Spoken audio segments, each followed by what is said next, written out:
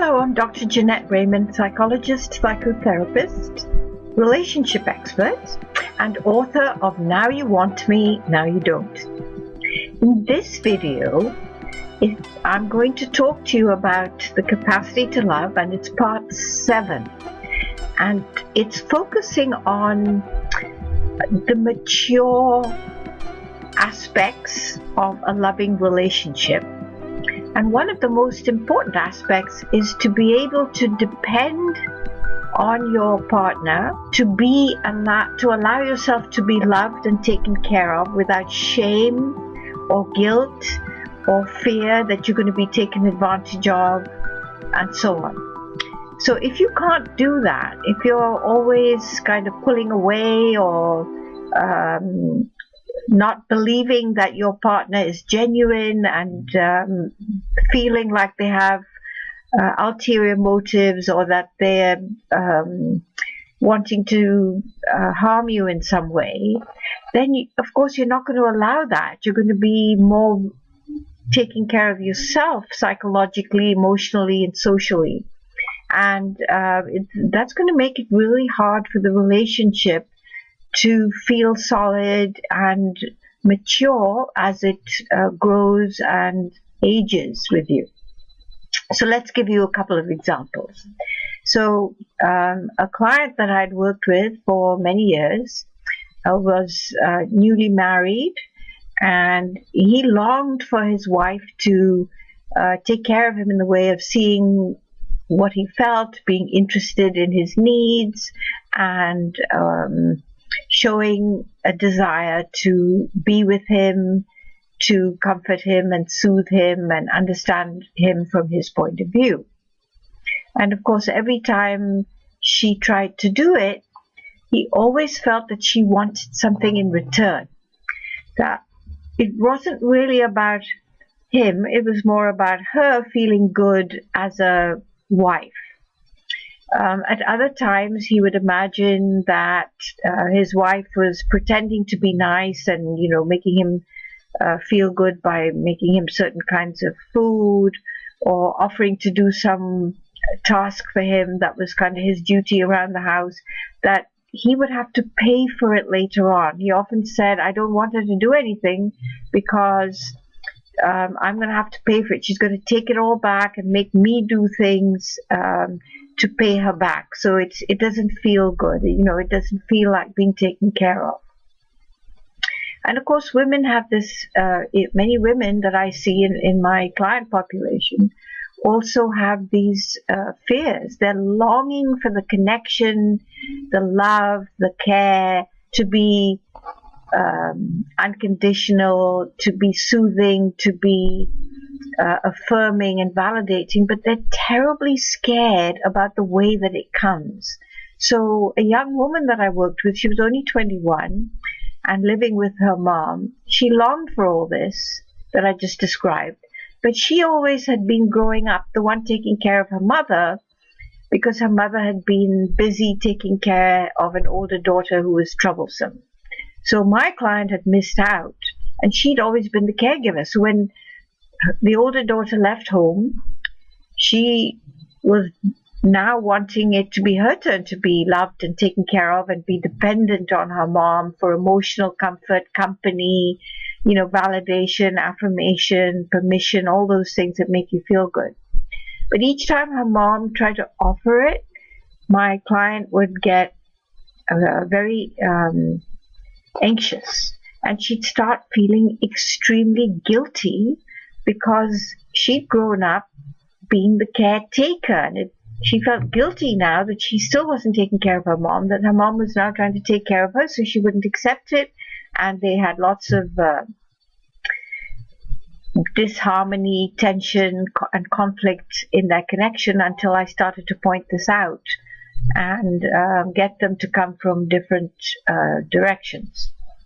So yet another woman that I worked with, in her marriage, she felt that if she allowed her husband to take care of her in terms of, managing the kids, or being with her when she was down or whatever, she always felt that he would be aggressive and hostile in his manner.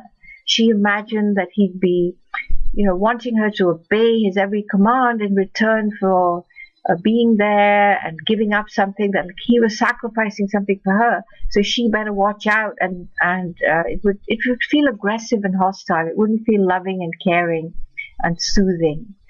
And there was certainly no tuning into each other at those times. So in these examples, each of my clients were not able to reach that place of mature dependence, of feeling okay about being taken care of emotionally and psychologically. And why? What did they all have in common? You guessed it. They grew up with parents who made them feel that there was always a price to pay if their needs were taken care of, that it wasn't just because of love. Things were not unconditional, and they were given things with a mean attitude, with impatience, with "you have to pay me back." I remember one client telling me that she used to go with her grandma shopping sometimes, and grandma would be driving, and my client would be sitting in the back seat, and she was only about 8 or 9, and the grandma would make her massage her back and her neck, and my client hated every minute of it. She felt trapped, she felt caged, but yet her grandma was taking care of her in that moment by giving her special treatment and taking her and none of her cousins or her brother for a special shopping treat. But look what she had to do. She had to be the grown-up. She had to take care of grandma's pain. So it wasn't really a good feeling. So depending on grandma to be taken care of then brought up feelings of disgust and shame. It wasn't about a connection that felt safe or stable or affirming and making her feel good. So all the guy I mentioned who wouldn't let his wife take care of him because he felt that she always wanted something in return, his background was he came from a family where both his parents were in alcoholic stupors most of the time and never took care of him. He had to take care of himself. If he hurt himself, he had to put a bandage on, he had to get himself to school, he had to make sure he survived. They were just out of it. So to him, depending on people meant putting yourself in a place where you're going to be disappointed, let down, and feeling like you don't matter. So it takes a lot of working in therapy to help you learn from the therapist how to be cared for in the therapeutic situation, how to be the only one that matters in that moment, how to be given the comfort and the nurturing and the soothing that you need when you're feeling bad or when you're anxious or when you're angry. You need to be contained and accepted and tolerated, all those things. So in the therapeutic situation, you kind of learn how to accept depending on your loved one in a way that still respects your boundaries and but doesn't stop you from being cared for. And then in your relationships out in the real world, you can develop a mature dependence, which is one of the basic capacities for love. You won't be feeling guilty or shamed or feared or disgusted by it. And you'll also be able to give your partner or your sibling or your friend or whoever it is the same kind of attention so they too can feel in that mature place of dependency, not being afraid of it. One of my clients keeps telling me, I don't want to depend on you. I don't want to depend on anything. I don't want to depend on anything. And he's very insistent about that. And you can see how scared he is and you can hear it in his voice. And yet he's longing to be taken care of, to just trust in these people and in me in particular, that I won't be harming him, that I'm not going to suddenly ask him to be someone he isn't, that suddenly he won't have to be taking care of me instead of me taking care of him, that all of a sudden the rug's not going to be pulled out of him. and he's going to be weaned in a second. You know why? Because that's exactly what happened to him when he was a baby. He got weaned at just a few weeks because his mother wasn't able to feed him, and he was left hanging. He didn't know what was going on. She wasn't available, and when he was upset and he needed comfort, he was left alone because in those days, the wisdom was you shouldn't pick up a baby, you shouldn't comfort them because they have to learn to manage it and you don't want to spoil them.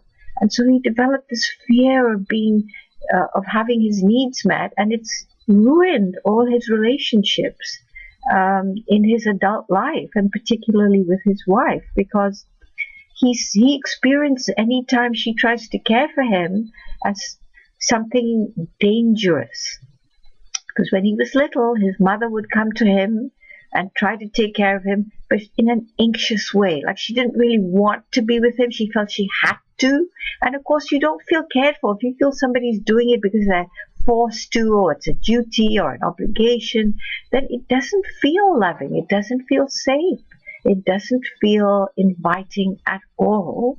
And you'd rather not have it. You'd rather depend on yourself. And of course you can't, because we're wired for human connection to help us feel centered and calm and able to function and to establish boundaries while we're being cared for. So I hope that this message helps you reevaluate your own sense of whether you're scared, ashamed, or afraid of being taken care of by your partner, what that's all about. And if you can resonate with any of the descriptions I gave you of the backgrounds of my clients that you might also feel apply to you, if you start doing that, you're going to be on the road to kind of figuring out what's getting in your way, the obstacles, and beginning to start wanting to free yourself from that and to allow mature dependency, because that removes the need for power struggles. If you can't be in a mature dependent relationship, you're going to always fight for no, don't come near me, don't take care of me, I can take care of myself. You're a battleground, you've got the armor on, nothing can get in. And yet the longing is there, so you're always feeling disappointed and let down at the same time as trying to keep this armor and this fighting battle mode. So think about it. Write me some questions and answers and experiences. And don't forget that I'm available to help you anywhere in the world. I do global relationship counseling. And if you're in Los Angeles, then I can help you as a therapist. Okay, so I look forward to hearing from you. And until next time, this is Dr. Jeanette Raymond wishing you a good experience of self-discovery.